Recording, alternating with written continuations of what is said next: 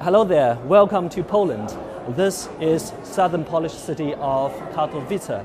Negotiators from nearly 200 countries are gathering here for a two-week UN climate conference, trying to finalize the implementation guidelines of the landmark 2015 Paris deal.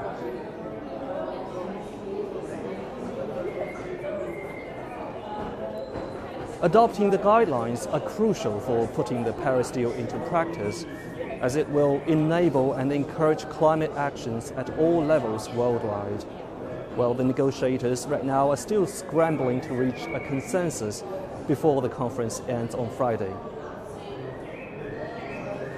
But right now, let's just forget about the tough negotiations for a moment and take a look at where we are. This is Poland Pavilion, kind of a unique pavilion in the conference. Around us you can see all the woods like a forest, surrounded by the forest, and you can hear the sound of birds and music. The theme of Poland Pavilion is nature. This is perhaps most countries are hoping for. Well, the UN Climate Conference offers a unique opportunity for countries around the world to showcase their efforts to combat climate change. And this is the third time that Poland is being the host of the UN Climate Conference. And the first time that the UN Climate Conference was held in Poland was in 2008.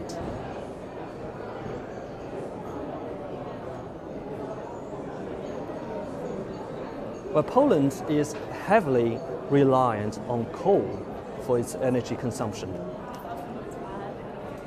And you can see here the coals are being displayed at the pavilion.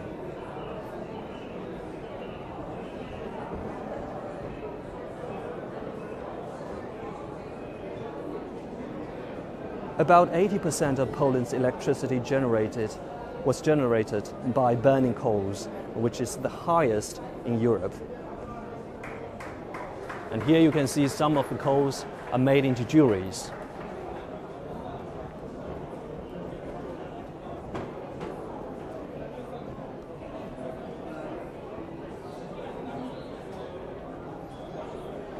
The Polish government recently announced a 2040 energy plan that promises to use clean coal technologies and reduce the proportion of coal consumption to 30% by 2040. It will also use the introduction of nuclear power to limit its greenhouse gas emissions.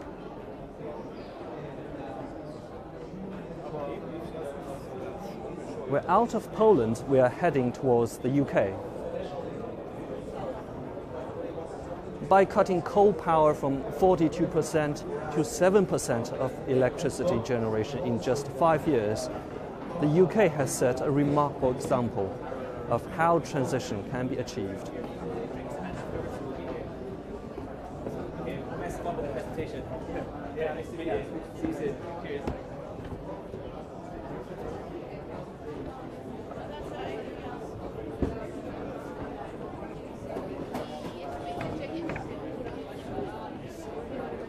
There we are looking at a driverless vehicle, electricity vehicle, that will be used in the UK in the next decade.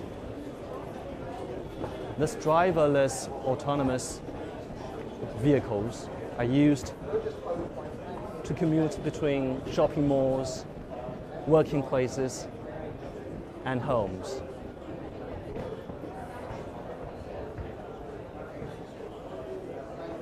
This is one of the very new technologies that Britain is using to fight against climate change, to reduce carbon dioxide emissions.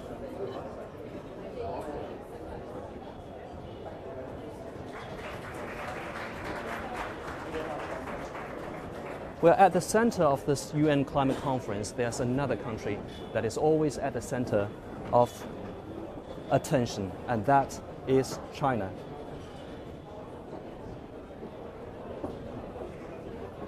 Thanks to increased investment in green technology, China's carbon intensity, or the amount of carbon dioxide emissions per unit of gross domestic product, in 2017 declined by 46% from the level in 2005. China has met the target ahead of the schedule of a 40 to 45% drop by 2020.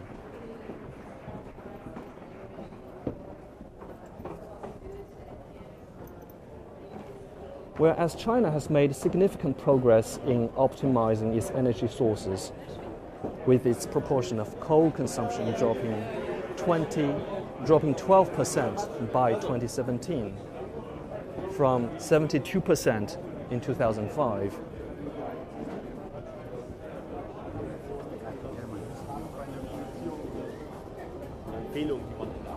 And China's non-fossil energy consumption rise to 13.8%.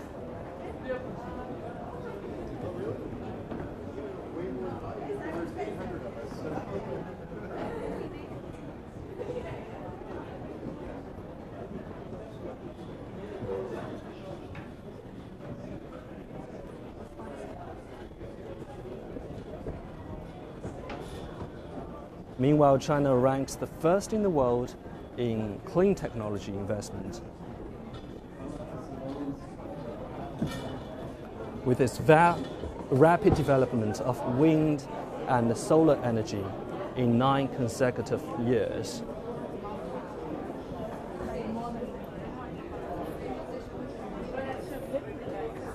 And here we are. We have arrived at the China Pavilion. During the 2-week UN conference, more than 20 side events are being held here just to showcase how China has achieved in combating climate change and the reduction of carbon dioxide emissions. IKEA, let's spell it out, is heavily going into bamboo as one of the technologies that really is providing all the qualities that a big furniture manufacturer wants to do good for the environment needs. Fast-growing materials, high carbon sequestration potential, but also, this is something as a climate change perspective, a very high development of social potential. Because it's not difficult to produce bamboo. It is something that the world's poorest can do. It can create employment, it can give livelihoods, and it can give hope to literally hundreds and thousands of people, while being a step towards the circular economy. Minister Xi had mentioned that, and providing a technology that is scalable.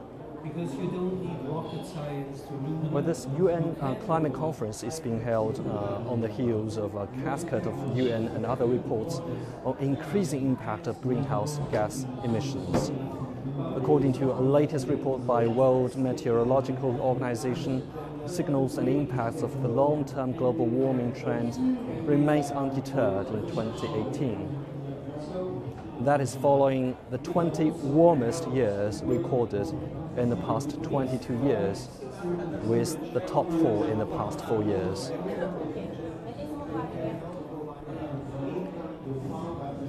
And other signs of climate change, including sea level rise, ocean heat, sea ice, and glacier melt continue, while extreme weather left a trail of devastation on all continents.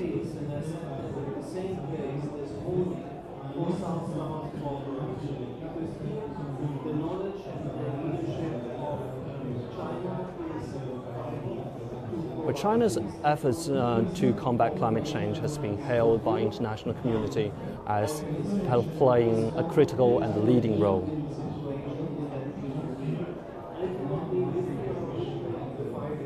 And UN General Assembly President Maria Fernanda Espinosa said in an interview with Xinhua that China plays a critical role in tackling climate change, making immense progress on low carbon technologies and policy work on emissions reduction.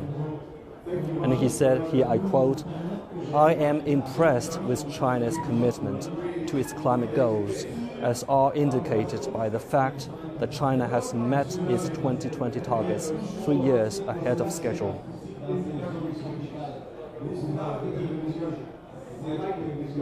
Well, thanks to increased investment in green technology, as we said earlier, China's carbon intensity declined by 46% by 2017 from 2005 levels, meeting the target 3 years ahead of schedule.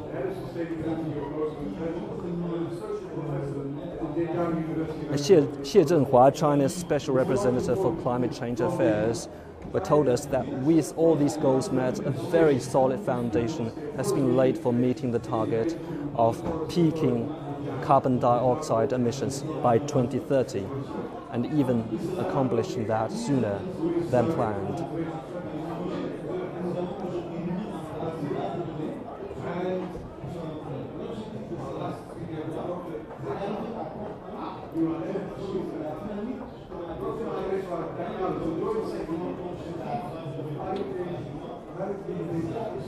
Now it is our great pleasure to be joined by Michał Kurtyka, President of COP24, which is this UN climate conference, and the State Secretary of Poland's Ministry of Energy. And he's going to tell us how he sees the efforts by China to combat climate change. Thank you very much. I think that China has a fundamental role to play. And that's extremely encouraging to see a very large Chinese delegation also working hard to make sure that Katowice is successful. I just had a meeting with Minister Xie, who is leading a Chinese delegation, and I'm very confident in his leadership of Chinese delegation, but also about his role that he can play in making sure that the Katowice is a success. It's a party-driven process, and Polish presidency is doing its utmost in order to run it in inclusive, transparent and party-driven way. Yes, I think that there is a growing awareness everywhere, but in China in particular, of the importance of environment and of importance of this model for development which would marry economic, social and environmental benefits. And one of the leading topics of this COP24 is also the question of just transition. So the way in which we are moving all together must take into account everybody's concerns, and it must be done in a dialogue so that nobody's left behind. And I think in this regard also it is important to have an ambitious, realistic energy policy, and China is also developing a number of solutions and given the size of the economy, given the path and rapidity of development, it is one of the fastest growing energy market. So it has a very important impact on the world in terms of industrial capacity, but also in terms of example. Today we are very glad to be joined by Tony Xie, Director of Blue Tech Clean Air Alliance. Thank you so much for joining us. So, Tony, tell us what you do about climate change and what you do. Yes, I'm working in a think tank platform. It's called Blue Tech Clean Air Alliance. So we are focusing on air quality improvement in China and in the world. So actually for the past 6 years, we have produced 47 research reports and established pilots in 10 provinces and cities, and assessed around 300 technologies from 20 countries. So we are doing a lot of efforts to improve air quality. For climate change, we see it as a significant co-benefits of the clean air campaigns in China. So we see that climate change and fighting carbon dioxide emissions go hand in hand with China's economic development. Yes, especially for air quality improvement, because the air emissions and the greenhouse gas emissions actually share the same root causes. That's the burning of the fossil fuels. So if we treat air pollution very well, it actually creates significant co-benefits on curbing climate change. China already demonstrated this. Actually, for the past 5 years, China made significant progress in air quality improvement. And the PM concentration for the whole country has dropped by over 20%. And it's due to the release of the air pollution prevention and control action plan in 2013. Since the release of China's Clean Air Action Plan, the coal percentage in our energy mix has been keep dropping for the past 5 years. And also China's overall greenhouse gas emission remains steady about the 2013's level. So I think air quality actions has already made significant contributions. And we also believe this is also an approach we can share with other developing countries who are facing these dual challenges on air quality and climate change. We saw you at the side event just now at the China Pavilion during this conference. Do you think the side event presents a China that the world may need to know about? Yes, I think there are a lot of things that are happening in China, and I do believe this kind of opportunity is very important, and especially for a lot of South countries. Do you think China is playing a leading role in global actions against climate change? I think so, especially on this co-benefits issue. China is definitely the leader in the world because we are exploring the ways. We don't have other people to guide us. We are the pioneers. Talking about the innovations, we know that China has now the latest technologies to fight against climate change. How would you comment on that? A lot of new technologies has now found their market in China due to China's environmental revolution over the past 5 years. Since in 2013, our premier declared war against the pollution. So I think China now is already the world's largest clean tech market. And in future, China will continue to be the largest market in the world. So a lot of new technology, innovative technology will be born and applied in China and also to the world in later stage. And talking about strategy, and you mentioned earlier that each country's strategy has to meet its own conditions just to show the co-benefit of fighting climate change. Is that right? Yes, I do believe every country is having a very different context, and they're facing different challenges. Climate change is not possible to make everybody share the same understanding about the importance of climate change. But climate change is a very massive topic. It has interrelations with many, many issues, like the clean air, the air pollution issues, and also many other issues, like the clean energy development. So we need to identify the pressing needs of every country and then find the linkage of climate change, then embed the climate change target into these demands. Then the climate issues will be solved more efficiently. China's action over the past 5 years has already created significant co-benefits on reducing greenhouse gas emissions. So I think this is a sample that a lot of other countries, especially countries who are suffering strong, heavy air pollutions, they can learn from, like India, like Poland. Okay, thank you very much. Thank you. Thank you.